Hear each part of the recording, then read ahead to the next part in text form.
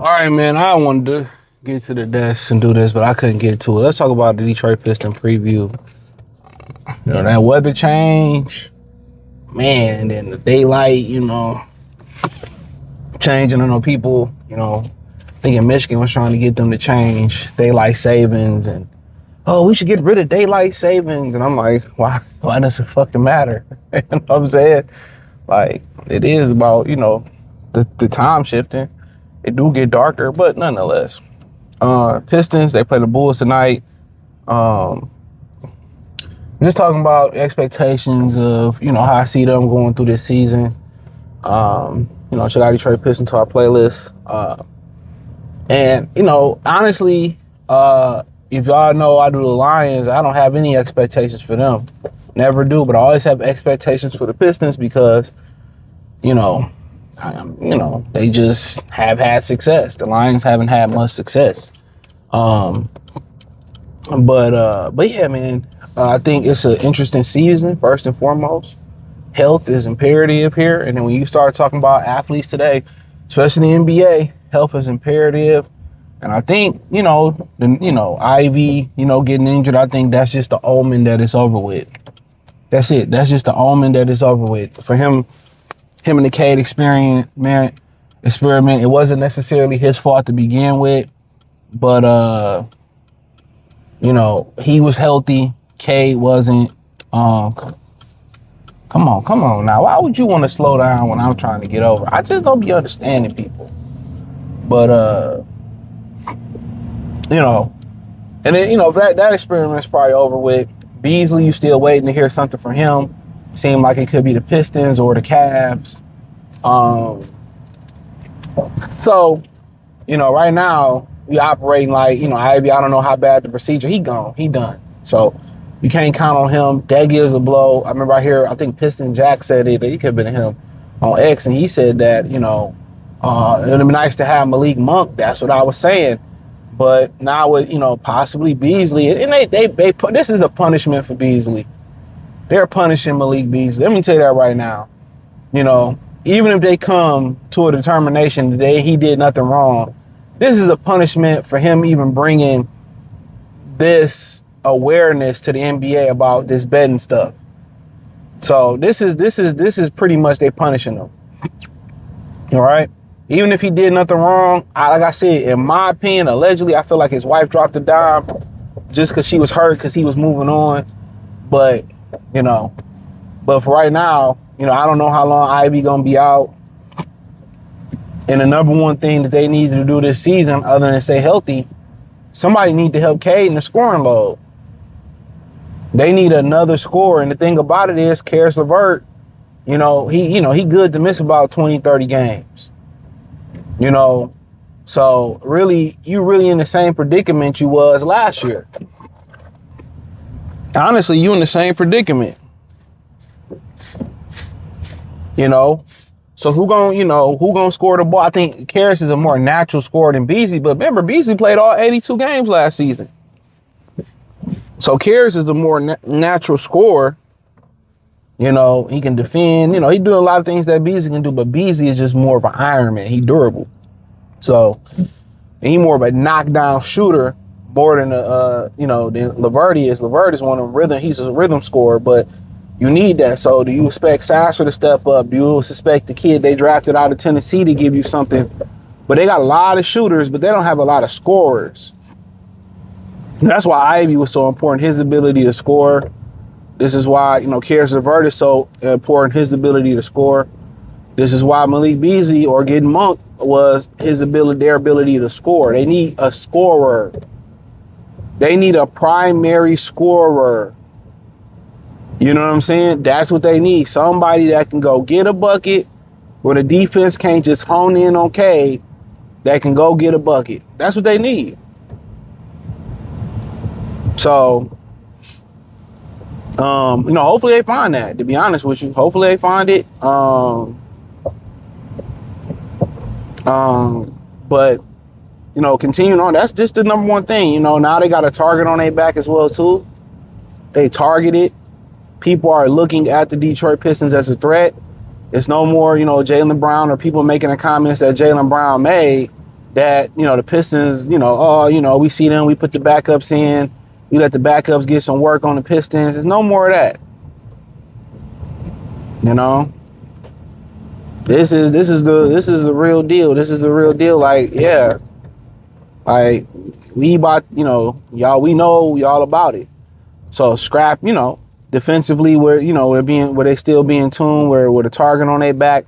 Are they ready for that to happen with young teams? And then also you get rid of Tim Hardaway Jr., get rid of Malik Beasley, will the chemistry be the same? I think the most important one out of those guys, out of the three veterans that came last year was the good brother Tobias Harris. I think he was still the most important.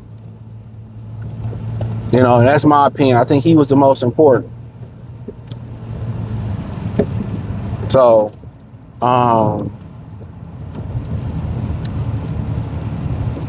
but because what he bring defensively, and he wanted to be here, and come on, man, did you speeding up or you getting over? They be killing me, dog. I'm trying to get over. He speeds up, then he slows down. Like, come on now. Like, I just don't understand the drivers of Michigan. But I think he was the most important one. Just defensively, they had big issues guarding the 4 position. So that 4 position was kicking their ass. It really was kicking their ass defensively, having Stewart try to guard the 4. So I think, Tobias Harris came in and, he healed that. He fixed that. So very important. Then you start talking about, kind of guys making the jump. Jalen Duren, the money on the wood. Can he make himself some money? I seen Christian Braun got paid $25 million or something like that, or $100 million. Can he do it? Can he make the jump? I seen some of the post moves in preseason, him working out with Sheed and them and all that. So if he can make that jump,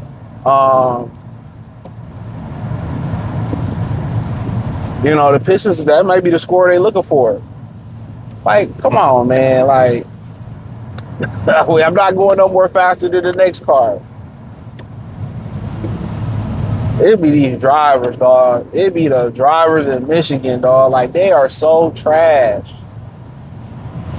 They are so trash. Go ahead. I'm not going no faster than the next car. And they drive crazy, and then when they all spunt out in ditches on the side of the road, they be looking stupid like it was somebody else's fault. Like, no, it's your fault. Let me tell y'all this, you have elements on the road, no matter what you driving, you cannot drive the same. You can't drive as fast. 4x4, 8x8, can't do it. Because all it takes is one bad pothole, one slick spot, and it's a wrap. Now your insurance is going through the roof. But then they spin on the side of the road and hit shit, and they just look like, I can't fucking believe. Well, I can fucking believe it. I can believe it. But about to continue on the player development, yeah. Duren is still the biggest key to this team. Defensively, if he can play like he did in the second half of last year. Offensively, if he can start posting up and you can throw it to him, he can get a bucket. Pistons probably cruise to the Eastern Conference Finals. You look at guys like Ron Hollins. Added some muscle. What he said, add about 20 pounds. A muscle you want to play, you got to play the 4. But that might not necessarily be needed no more. Because Thompson probably slide to the 2. He can play the 3 right now. Unless they make a move for Lloyd Marketing, you probably still have Tobias at the 4. But him getting stronger, and they both think the 3 and the 4 is interchangeable. Same thing. They're the same position. So, be the same position. But yeah, his development, is he shooting the ball? We seen in preseason, he not only if he's shooting the ball, he's shooting it off the dribble. He not just looking to be a spot up guy. He looking to be a flat out scorer. And if he can score we know he can finish at the rack with the best of them. That's a fact. So if he can add the shooting, even in the mid-range game, if he can add that to his game, you know, that'd be a huge lift, and it can change, you know, the trajectory for the Pistons. You talking about Ausar Thompson? I was watching his brother play last night. Amen Thompson. He still can't shoot. So Ausar Thompson, it may not be in their genetics to shoot. So therefore, you got to make sure you got guys around them that can shoot, and that's the one thing that's holding them back is the lack of you know, shooting. So, but you know, it is what it is. I think, you know, obviously you can talk about Cade and we know what he brings, but can he get that scoring help? If he can get somebody to help him out scoring the rock, I think it's a wrap. I think you're really gonna see the rebound, the assist numbers, the defensive efficiency go up. And he's gonna just be that much more of an efficient scorer. So he make this team go. JB Bickerstaff and those guys. I expect a good year for them. You know, I expect a really good year for them. I think it might be shaky in the beginning. Then they hit their stride. I expect to see a move.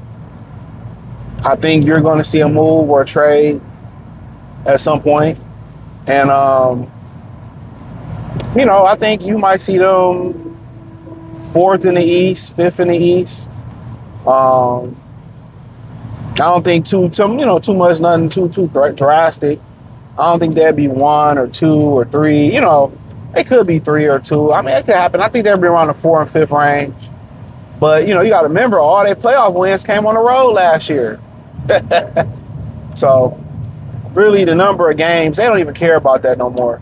You know, these guys just try to stay healthy and prepare for the postseason. So, I think the Pistons in a good position. I mean, they might be 3, I think, because if you win your division, is you a top 4 team? So, they might be 3. I think they'll win the Central. I mean, Milwaukee, you know, they lost a lot, but Giannis is still Giannis. But, you know, I think they're about, top 4 seed, you know, but we'll see what happens. Thumbs up the video, share the video, subscribe to the channel, check out Detroit Pistons Talk playlist. Peace.